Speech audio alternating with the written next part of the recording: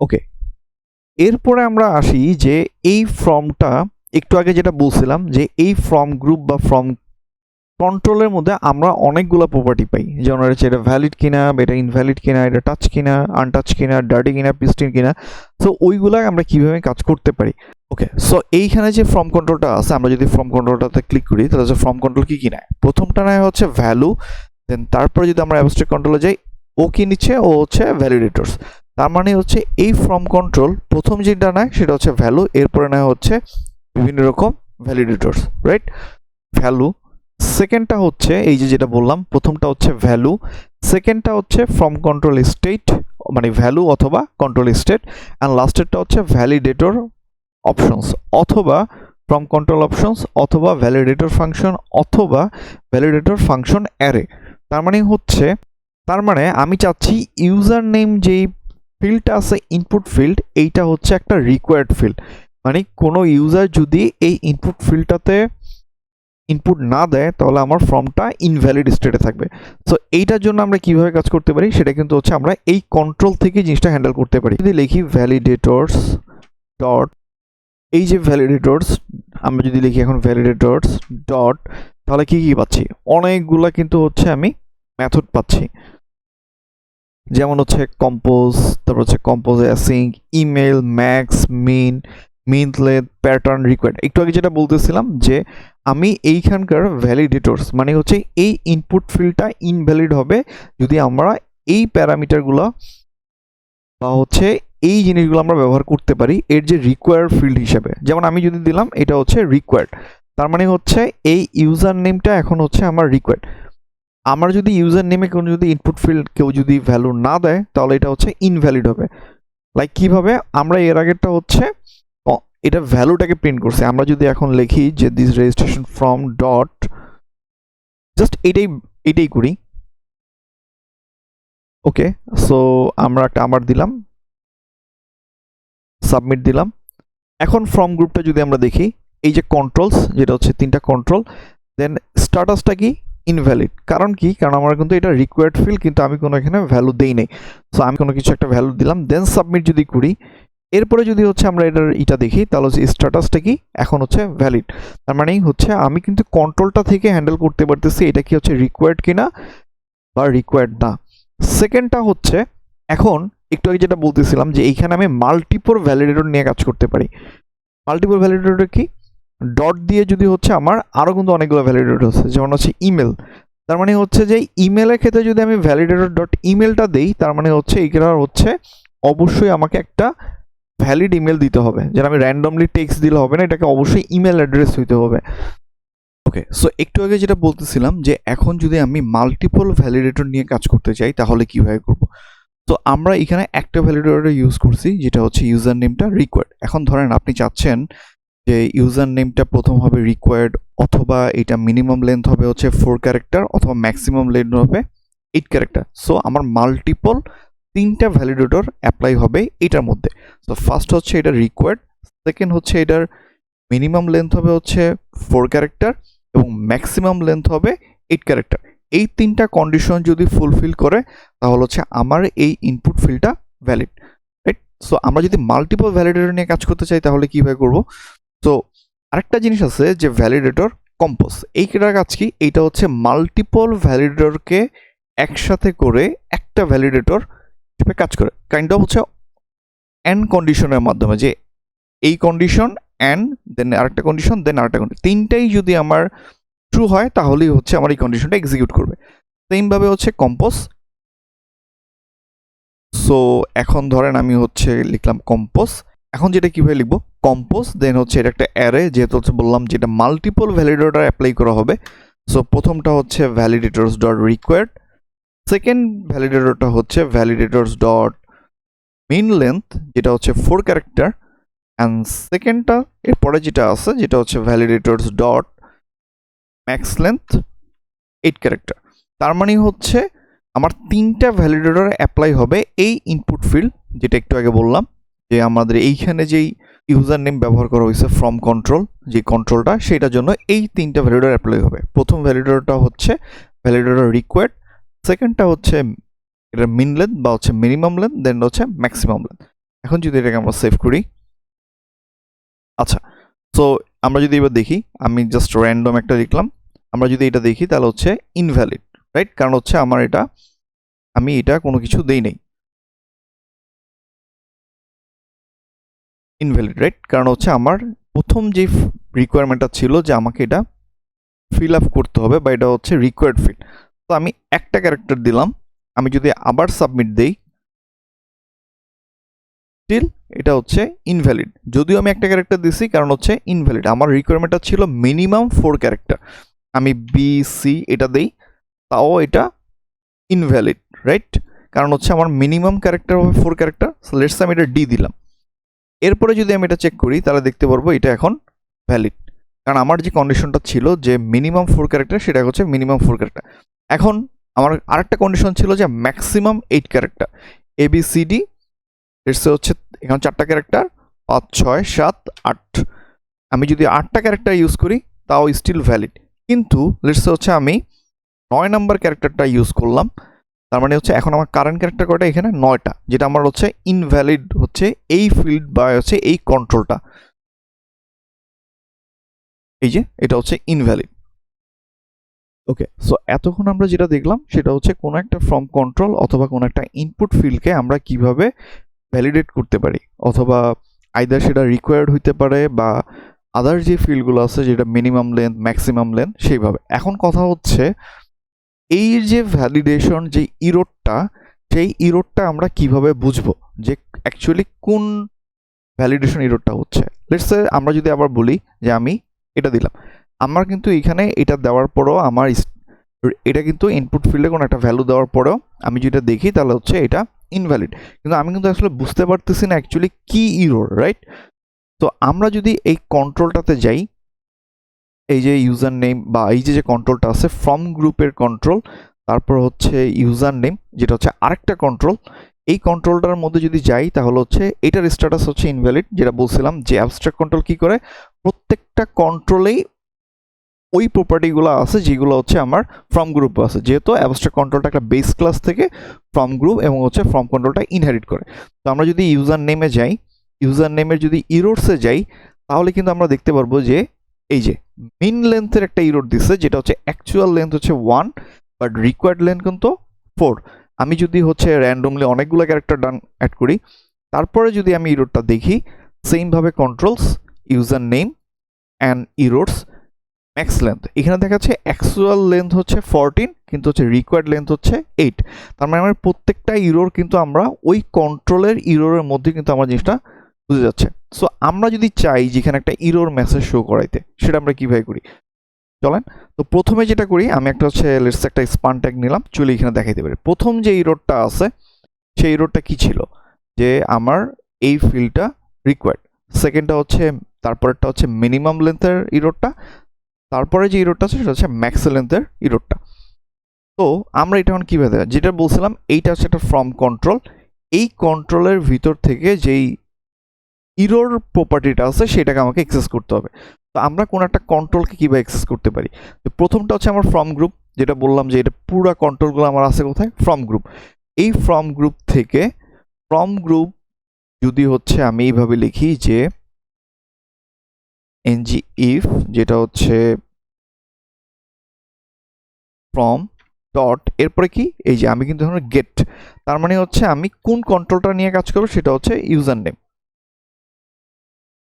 User name dot এরপরে কোনটা, যেটা হচ্ছে ইরোর্স। আমরা যদি এখন এইটা দেই এবং হচ্ছে এই ইরোর্সের মধ্যে কিন্তু আমার সবগুলা ইরোরগুলা কিন্তু আছে যে কোন ইরোরটা কখন কি হবে।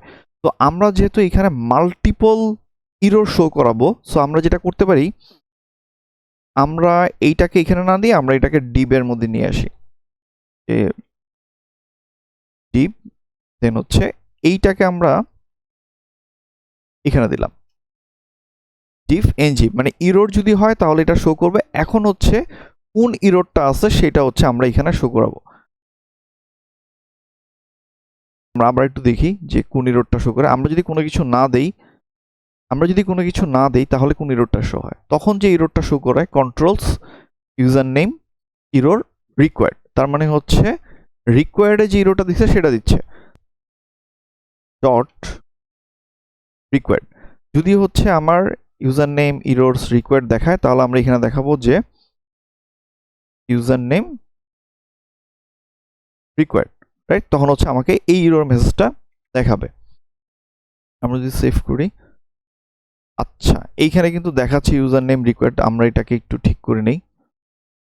ইরোর মেসেজ এই ক্লাসটা যদি আমরা ইউজ করি, তাহলে হচ্ছে আমরা এখন দেখতে পারবো ইউজার নেম রিকোয়ার্ড। কিন্তু প্রবলেমটা হচ্ছে আমরা কিন্তু কোনো কিছুই টাচ করি নাই বা হচ্ছে কোনো কিছু করি নাই, স্টিল দেখাচ্ছে ইউজার নেম রিকোয়ার্ড, রাইট? কিন্তু কথা হচ্ছে এইটা তো বিহেভিয়ার না। বিহেভিয়ারটা হচ্ছে আমি এইখান থেকে কোনো কিছু যদি আমি হচ্ছে এটাতে টাইপ করতে যে নিচেরটাতে যাই, তখন যে হচ্ছে আমাকে এই ইরর মেসেজটা শো করা উচিত।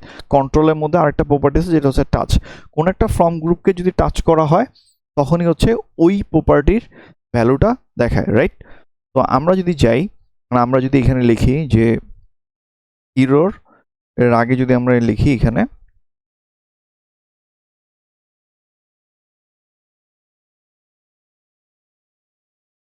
From dot touch and error, তার মানে যদি এই ইনপুট ফিল্ডটাকে টাচ করা হয় অ্যান্ড যদি কোনো ইরর থাকে, তাহলে হচ্ছে আমার এই ডিপটা শো করাবে, রাইট? যেহেতু হচ্ছে এনজি ইফ এই ডিপের উপর অ্যাপ্লাই করা হয়েছে, এমন যে এই স্পান ট্যাগ দিয়ে হচ্ছে যেই ইররগুলো আছে সেই ইররগুলো শো করবে।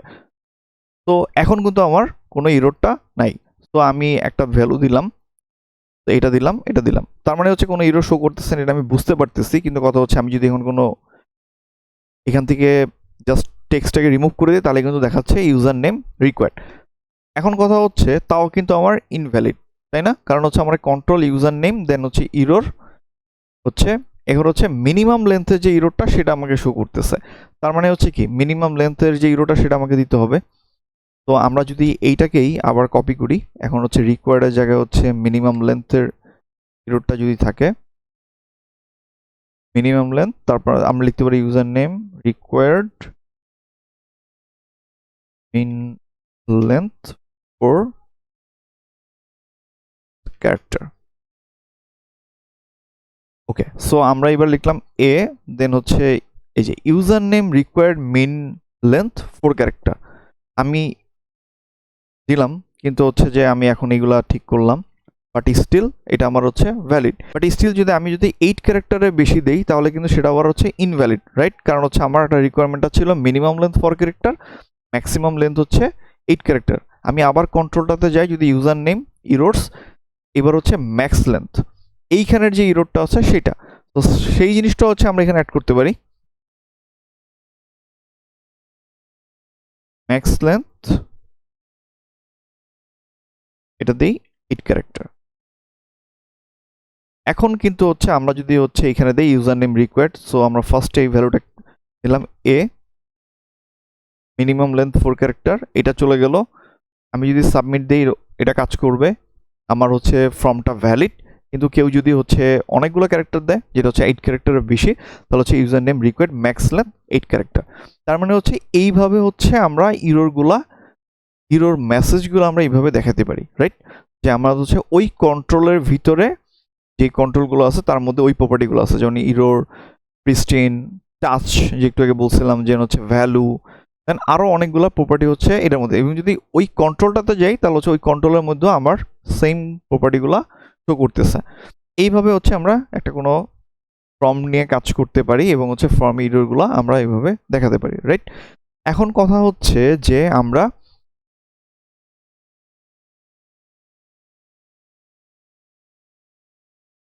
ওকে, সো এইখানের ইমেলের জন্য যেটা ছিল যে ইমেল, আমরা তো এখানে কোনো ইউজ করি নাই, সো আমরা এটা এখানে ইউজ করতে পারি যে ভ্যালিডেটর ডট ইমেল, তার মানে হচ্ছে এইটা ইমেল হবে।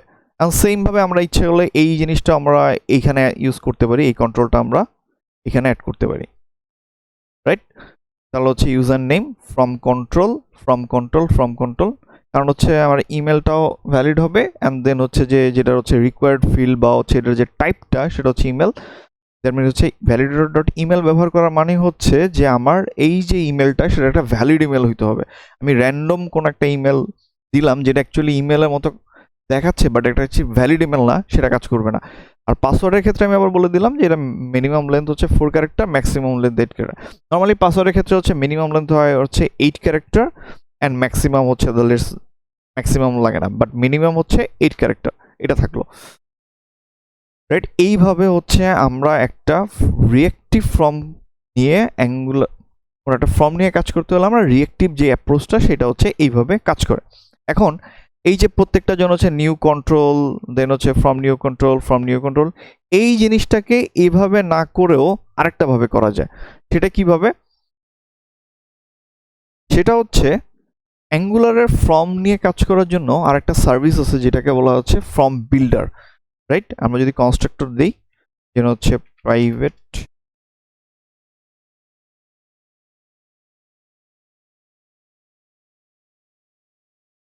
ফর্ম বিল্ডার, ওকে।